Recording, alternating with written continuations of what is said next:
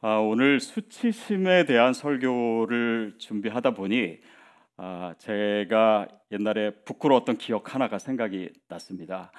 제가 이제 서울에서 온누리교회에서 사역할 때 저희 교육자들이 이제 하나님의 가정 훈련 학교라고 하는 이 며칠짜리 프로그램에 들어갔어요. 그 프로그램은 이제 주로 부부 관계에 대한 이제 강의들이 있는데 이혼 위기에 있던 부부도 거기 갔다가 이제 회복돼서 돌아오는 그런 좋은 프로그램인데 저희 부부는 그 프로그램에 들어가서 부부 싸움을 했어요.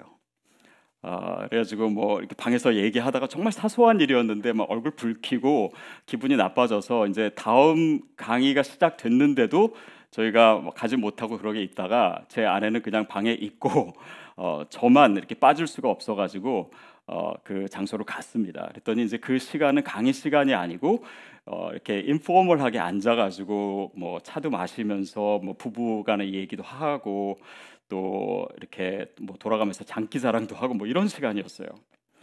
제가 좀 늦게 들어갔더니 저보고 이제 얘기를 하라는 거예요. 저랑 제 아내랑 어떻게 만났는지. 그래서 막 속은 되게 불편한데 막 되게 낭만적인 것처럼 뭐 그 만났던 얘기를 하고 저한테 막 사람들이 그 기타를 주면서 노래를 하라는 거예요. 진짜 노래할 기분이 아닌데 그때 사랑으로라고 하는 노래를 불렀던 기억이 있습니다. 굉장히 불편하고 지금 생각해도 좀 황당했던 그런 시간이었어요. 굳이 왜 제가 이 기억을 떠올렸냐면 오늘 본문 말씀이 이와 비슷한 상황이기 때문입니다. 우리 1절 말씀 같이 한번 읽겠습니다. 시작. 잉태하지 못하며 출산하지 못한 너는 노래할지어다. 산고를 겪지 못한 너는 외쳐 노래할지어다. 이는 홀로 된 여인의 자식이 남편 있는 자의 자식보다 많음이라 여호와께서 말씀하셨느니라. 잉태하지 못한 여인들 그리고 홀로 있는 여인들 아마도 지금보다도 그 당시의 상황에서는 그 상황 자체가 굉장히 더 어려운 거였고 또 사회적으로도 그것이 부끄럽다라고 생각했던 그런 시대입니다. 근데 그들을 향해서 하나님은 이사야 선지자를 통해서 외쳐 노래하라고 하고 있어요. 아니 지금 이게 노래할 상황입니까? 그런데 하나님께서 왜 그들로 하여금 이렇게 노래하도록 명령하실까요? 단지 뭐 노래만 하라 그러시는 것이 아니라요. 그 다음 구절을 보면은 자꾸 뭘 또 시키세요. 2절 말씀입니다. 시작. 내 장막터를 넓히며 내 처소의 휘장을 아끼지 말고 널리 펴되 너의 줄을 길게 하며 너의 말뚝을 견고히 할지어다. 장막터를 넓히고 처소의 휘장을 아끼지 말고 또 줄을 길게 하고 말뚝을 견고히 하고 그러니까 집을 더 넓게 하라는 거예요. 아니 아이도 없고 지금 홀로 되었는데 식구도 별로 없는데 집을 넓히라고 하는 의미는 또 무엇일까요? 그것은 3절에 나오는 하나님의 계획, 하나님의 약속을 준비하라라고 말씀하시는 것입니다. 우리 3절 말씀 읽겠습니다. 시작. 이는 내가 좌우로 퍼지며 내 자손은 열방을 얻으며 황폐한 성읍들을 사람 살 곳이 되게 할 것이다. 그러니까 이 여인들, 이스라엘 백성들을 얘기하는 것이고 그들의 상황을 두고 얘기하는 것입니다. 그런데 지금 상황은 어렵지만 또 자녀도 없는 것 같지만 집을 넓히고 그래서 네가 좌우로 퍼질 것이며 내 자손은 열방을 얻을 것이고 황폐한 성읍들에게 사람 살 곳이 되게 하시겠다라고 하는 하나님의 계획이 있기 때문에 그들에게 집을 넓히라고 얘기하시고 또한 노래를 부르라고 말씀하고 계십니다. 자, 하나님은요, 우리의 상황이나 감정을 모르시거나 무시하시는 분이 아닙니다. 그러나 그 하나님께서는 우리가 보듯이 지금 우리의 상황만 보고 계신 것이 아니라 우리의 삶을 입체적으로 보고 계세요. 우리의 과거도 아시고 또 현재도 보고 계시지만 우리의 미래를 알고 계십니다. 그 가운데 하나님의 계획 가운데 우리로 하여금 오늘 이 시간들을 어떻게 어떤 태도로 살게 할 것인가, 그것이 하나님의 관심이기에 오늘 우리에게 말씀하시고 또 명령하시고 계신 것이죠. 자, 4절 말씀입니다. 4절은 그 이스라엘 백성들의 감정을 아시는, 그 힘들고 어렵고 수치감 속에 있는 자들에게 하시는 말씀입니다. 시작. 두려워하지 말라. 내가 수치를 당하지 아니하리라. 놀라지 말라. 내가 부끄러움을 보지 아니하리라. 내가 내 젊었을 때의 수치를 잊겠고 과부 때의 치욕을 다시 기억함이 없으리니. 그들이 두려워하고 있었습니다. 그러나 두려워하지 말라. 또 부끄러워하지 말라. 수치를 당하지 않을 것이다. 놀라지 마라. 내가 너의 그 부끄러움을 다시 보지 않게 할 것이다. 과부 때의 또 젊었을 때의 그 추억을 다시 기억함이 없을 것이다. 여러분, 하나님께서 오늘 우리에게도 우리의 이 어려운 상황 그 뒤에 따라올 하나님의 약속의 성취를 말씀하고 계십니다. 그렇다면 우리의 부끄러움은 다 사라질 줄로 믿습니다. 특히 이스라엘 백성이 지금 어느 상황에 있었습니까? 유다 백성이죠. 바벨론 포로로 끌려간 상황입니다. 그 상황들을 더 구체적으로 보면 이스라엘 이 성전이 이방인의 발에 짓밟히고 또 그들은 삶의 터전을 잊어버리고 그리고 그들의 왕, 또 시드기야 같은 왕은 가족들이 보는 앞에서 눈이 뽑히고 끌려가고, 그러니까 이스라엘 백성에게 있어서는 큰 치욕과 수치의 시간이었습니다. 바로 그 배경 속에서 하나님께서 말씀하고 계세요. 그런데 우리가 여기서 더 생각해야 될 것은 그렇게 부끄러울 수 있고 수치감을 가질 수 있는 상황과 또 그 상황 속에서 우리가 가지고 있는 느낌과 감정을 분리하는 것입니다. 어쩌면 그 상황 속에서 우리가 가지고 있는 이 부끄러움과 수치감은요, 그 상황 자체보다도 더 파괴적입니다.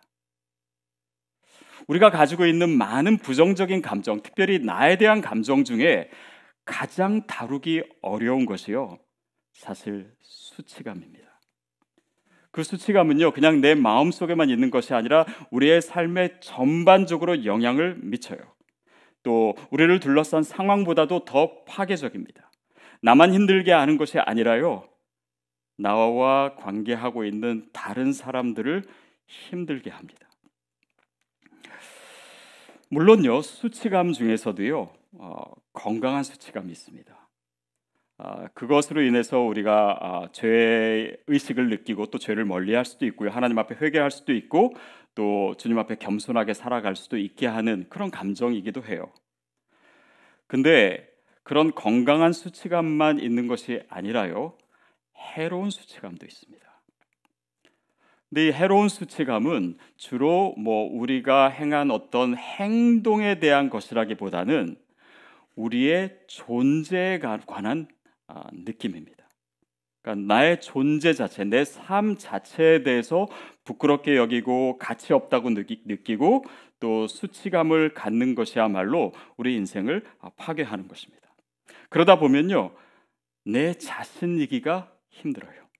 그 수치감을 가리고자 거짓 자아로 살아가려고 합니다. 그러니까 나 자신으로부터도 계속 멀어지는 거예요. 그러니 나를 사랑하기도 어렵고 하나님의 시선으로 보기도 어렵고, 그러는 가운데 계속해서 자기를 위장하게 되고 거짓 자아로 살다 보니 다른 사람과도 친밀한 관계를 맺을 수가 없습니다. 나의 삶을 지탱해 줘야 될 이 나 자신, 나 자아의 그 근간이 흔들리기 때문에 우리 삶의 전반적인 그런 이 부정적인 요소들이 그 수치감에서 나와요. 특별히 이 수치감으로 인해서요, 중독에 빠집니다. 모든 중독의 근저에는 이 수치감이 있다고 해요. 그리고 그 중독에 빠지고 그런 행동을 하면 할수록 수치감은 더 더해지고, 그러니까 하나님께서 지금 이스라엘 백성에게 너희가 그런 상황 가운데 그 수치감 속에 앉아있지 말고 일어서서 장막을 넓히고 하나님의 약속을 준비하라라고 하시는 것은 하나님이 그의 백성을 그 수치감 가운데 두시지 않겠다는 하나님의 의지가 있습니다. 여러분, 그 하나님의 마음이 저와 여러분에게 느껴지기를 바랍니다. 하나님은 우리가 어려운 상황 가운데 나 자신에 대해서, 내 존재에 대해서 부끄러워하며 앉아 있는 것을 원치 않으세요. 우리의 팔을 잡고 우리를 일으켜 주시기를 원하십니다. 그리고 그 문제를 해결해 주시고자 하세요. 특히 오늘 본문 말씀에 보면 이렇게 표현되어 있습니다. 젊었을 때의 수치, 4절 말씀이죠. 그리고 그 과부 때의 치욕을 다시 기억함이 없을 것이다. 그러니까 우리의 수치감은요, 우리의 과거와 연결되어 있습니다. 그러니까 과거에 그런 부끄럽고 또 큰 충격적인 아니면 수치스러운 그런 사건이 있었고, 아니면 부모의 관계에서, 그 가정에서 경험한 그런 큰 상처가 있으면 내가 오늘을 살아가면서 비슷한 상황에 접할 때 그때의 감정이 밀려오는 거예요. 그러니까 이 과거와의 연결고리를 끊지 않는 한 그 수치감은 우리의 인생에 계속 남아서 우리를 괴롭히게 됩니다. 어쩌면 우리가 그 고통 가운데 오늘을 살아갈 수도 있어요. 하나님께서 그 수치감을 다시 기억나게 하지 않을 것이다. 그 모든 과거의 상처로부터 오늘의 나를 끊어주시겠다라고 말씀하십니다. 그것의 의미가 무엇이고 또 하나님은 어떤 일을 행하실까요? 우리가 그 내용을 좀 더 자세히 살펴보기 전에 먼저 오늘 본문 7절, 8절에 가서 이 본문의 의도를 먼저 헤아릴 필요가 있습니다. 우리 7절, 8절 말씀 같이 읽겠습니다. 시작. 내가 잠시 너를 버렸으나 큰 긍휼로 너를 모을 것이요 내가 넘치는 진노로 내 얼굴을 내게서 잠시 가렸으나 영원한 자비로 너를 긍휼히 여기리라. 내 구속자 여호와께서 말씀하셨느니라. 7절, 8절에서 우리가 염두에 두면서 봐야 될 표현은요, 지금 이스라엘 백성들이 당하고 있는 이 고난과 그들이 가지고 있는 이 수치감의 원인으로 하나님 자신을 얘기하고 있다는 거예요. 그러니까 내가 잠시 너를 버렸다. 그러니까 보통은 이스라엘 백성이 죄를 짓고 유다 백성이 우상 숭배를 하고 이런 것 때문에 그들이 고난을 당했다 이런 표현들인데, 그 모든 상황의 이유를 하나님께 둔 것으로 표현하고 있습니다. 또 8절에 보면 내가 넘치는 진노로 내 얼굴을 잠시 가렸다. 그러니까 이 모든 상황이 하나님 때문이다라고 표현하는 것 같아요. 물론 그것은 우리가 좀 더 깊이 생각해야 됩니다. 물론 이스라엘 백성들이 죄지었고 또 우상숭배했고 또 하나님께서 선지자를 통해서 그렇게 많이 말씀하셨음에도 불구하고 그들이 듣지 않았고, 이스라엘 백성에게 원인이 있습니다. 그러나 이렇게 굳이 표현되어 있는 것은 너희가 지금 당해 있는 이 어려운 상황, 너희가 지금 가지고 있는 이 수치감, 그것의 원인이 하나님이라면, 그 모든 상황의 주권이 하나님께 있다면 너희를 회복하실 이도 하나님이시다. 그거를 말씀하고 싶으신 거예요. 그러니까 7절, 8절의 표현을 그 뒤까지 보면 내가 잠시 너를 버렸으나 큰 긍휼로 너를 모을 것이다. 그러니까 재앙에 처하게 하신 이도 하나님일 수 있지만 너를 긍휼로 회복시키실 이도 하나님이시다. 내가 잠시 너에게 얼굴을 가렸으나 영원한 자비로 너를 긍휼히 여기실 분도 하나님이시다. 그 모든 상황과 앞으로 이루어질 모든 그 하나님의 약속의 성취의 주권이 하나님께 있음을 분명히 얘기하고 있는 것입니다. 여러분, 우리의 삶의 주인이 하나님이신 줄 믿습니다. 그렇다면 우리가 어떤 상황 가운데 있든지, 우리가 어떤 수치감 가운데 있든지 하나님께서 가지고 계신 선하고 온전한 계획은 분명히 이루어질 줄로 믿습니다. 그게 우리가 믿고 있는 하나님이고 또 우리가 가지고 있는 신앙의 내용입니다. 그렇다면 하나님께서 이 모든 회복의 주체이시고 또 주권을 가지셨다라고 하는 그 의미는 무엇일까요? 우리 5절 말씀 같이 읽겠습니다. 시작. 이는 너를 지으신 이가 내 남편이시라. 그의 이름은 만군의 여호와시며 내 구속자는 이스라엘의 거룩한 이시라. 그는 온 땅의 하나님이라. 일컬음을 받으실 것이라. 그러니까 하나님께서 우리의 모든 회복에 있어서 주권을 가지셨다라고 하는 의미를 얘기하면서 5절에 뭐라고 얘기하냐면 하나님이 누구신지에 대해서 얘기하고 있어요. 그분은 내 남편이시고 그분은 만군의 여호와시며 그분은 구속자이시고 이스라엘의 거룩한 이시고 또 온 땅의 하나님이시다. 그러니까 이 모든 회복에 있어서 중요한 것은요, 내 상황이 어떤가, 내가 무엇을 느끼는가가 아니라 하나님이 누구신가, 그리고 그 하나님이 나에게 있어서 누구신가, 이것이 중요합니다. 저희 아이들이 어렸을 때요, 아마도 저희 둘째가 유치원에 다니고 있을 때였던 것 같습니다. 한 번은 이제 유치원에서 이렇게 뭐 재롱잔치 뭐 이런 거 한다고 해가지고 부모 오라 그래서 이제 갔어요. 가서 이렇게 보는데 진짜 객관적으로 봐도 저희 아들이 제일 못해요. 그러니까 뭐 딴 애들 다 오른쪽으로 가면 얘 왼쪽으로 가고, 앉으면 얘는 또 일어서고, 뭐 이게 다 틀리는 거예요. 근데 제가 보기에는요, 너무 잘해요. 너무 기뻐요. 너무 예뻐요. 그냥 그것으로 충분해요. 얘가 뭐 잘하고 못하고니 저한테는 하나도 중요하지 않더라고요. 여러분, 이 우리의 어떤 퍼포먼스가 중요하다라고 하는 것이 우리의 관점일 수 있습니다. 그러나 하나님의 관점은요, 하나님이 누구시고 어떤 분이시고 그분과 우리가 어떤 관계에 있는가, 그것이 훨씬 더 중요하고 그것 자체가 우리 인생에 중요합니다. 왜냐하면 그분은 만군의 하나님이세요. 사람들이 어떻게 얘기하는 것과 상관없이, 심지어는 내가 어떻게 느끼는 것과 상관없이 그분이 누구신가가 내 인생에 훨씬 더 중요합니다. 훨씬 더 많은 영향을 미쳐요. 그런데 이 본문에 뭐라고 얘기합니까? 이는 너를 지으신 이가 내 남편이다. 그러니까 이스라엘 백성이 실제로 뭐 홀로 된 여인이나 아니면 잉태하지 못한 그런 구체적인 상황을 두고 얘기하는 것이 아니라 지금 하나님으로부터 멀어져 있어서 이들이 하나님으로부터 버림받았다라고 하는 그 상황 속에서 여전히 하나님은 너의 남편이다. 그 회복을 말씀하고 계신 거예요. 그리고 그 남편이 어떤 분이냐면 그냥 남편이 아니라 만군의 여호와시다. 온 땅의 주인이시다. 이스라엘의 거룩하신 분이시다. 바로 그분이 내 남편이다. 이것이 이스라엘 백성에게 어떤 의미로 다가왔을까요? 그 수치감 가운데 있었던 그들에게.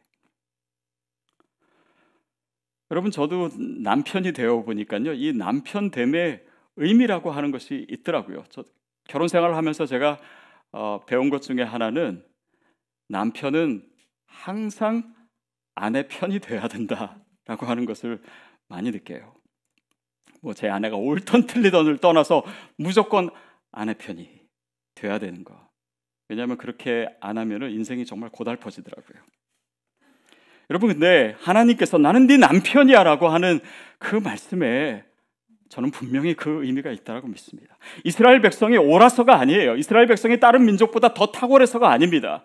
그러나 하나님께서 그를 택하시고 사랑하시기에 나는 내 남편이다라고 하는 말은 나는 여전히 너의 하나님이시고 너는 나의 편이고 내가 또한 너의 편이고 나는 너를 끝까지 사랑할 것이고 너를 지키고 또한 너를 회복할 것이다. 그 약속을 오늘 본문을 통해서 말씀하시는 거예요. 그러니까 여러분, 우리의 상황과 내가 지금 느끼고 있는 나에 대한 이 감정을 더 넘어서서 오늘 내 삶을 보고 계시는 하나님이 나의 행동과 나의 감정과 나의 삶에 대해서 어떤 표정을 가지고 계실 것인가를 한번 떠올려 보십시오. 그렇다면 어쩌면 우리가 수치스럽다고 생각했던 우리의 삶의 모습조차 그는 훨씬 더 여유롭게 또 사랑의 눈으로 웃으면서 바라보고 계신 그 얼굴을 우리가 볼 수가 있습니다. 그러면서 6절부터 8절까지에는 또 다른 차원을 얘기하고 계세요. 우리 6절부터 8절까지 다시 한번 읽겠습니다. 시작. 여호와께서 너를 부르시되 마치 버림을 받아 마음에 근심하는 아내 곧 어릴 때의 아내가 되었다가 버림을 받은 자에게 함과 같이 하실 것임이라. 내 하나님께서 말씀하셨느니라. 내가 잠시 너를 버렸으나 큰 긍휼로 너를 모을 것이요 내가 넘치는 진노로 내 얼굴을 내게서 잠시 가렸으나 영원한 자비로 너를 긍휼히 여기리라. 내 구속자 여호와께서 말씀하셨느니라. 내 남편이신 그 만군의 여호와 하나님께서 유다 백성을 어떻게 보고 계시냐면, 네가 마치 버림을 받아 마음에 근심하고 있는 아내, 그것도 어릴 때 아내가 되었다가 버림받은 아내, 철없던, 그러나 그 불쌍하고 어려운 상황 가운데 있는 이스라엘 백성을 긍휼히 여기시는 그 하나님의 마음이 바로 이 구절 가운데 표현되어 있습니다. 그리고 7절, 8절에는 이 긍휼이라는 단어가 각각 한 번씩 나오고 있어요. 그러니까 하나님께서 이스라엘 백성을 보고 계신 그 마음이 바로 긍휼함이었습니다. 죄지은 이스라엘, 하나님으로부터 멀어져 있는 이스라엘 백성들, 포로기 가운데 있고 수치감 가운데 있는 그들을 향한 하나님의 마음은 한마디로 긍휼이었어요. 오늘 우리를 향한 하나님의 시선도 여전히 긍휼임을 믿습니다. 긍휼이라고 하는 말은요, 라틴어로 쿰파티오입니다. 쿰은 누구누구와 함께, 파티오는 아픔을 당하다, 고난을 당하다라는 것이에요. 그러니까 긍휼은 함께 있어서 함께 아파한다라고 하는 의미입니다. 하나님께서 이스라엘 백성을 그렇게 징계 가운데 두시고 포로기 가운데 두셨지만 하나님도 여전히 그들과 함께 고통당하고 계셨습니다. 그러나 단지 그들과 함께 하실 뿐 아니라 그들을 긍휼히 여기셨어요. 여러분, 긍휼이라고 하는 것은요, 형평성이 아닙니다.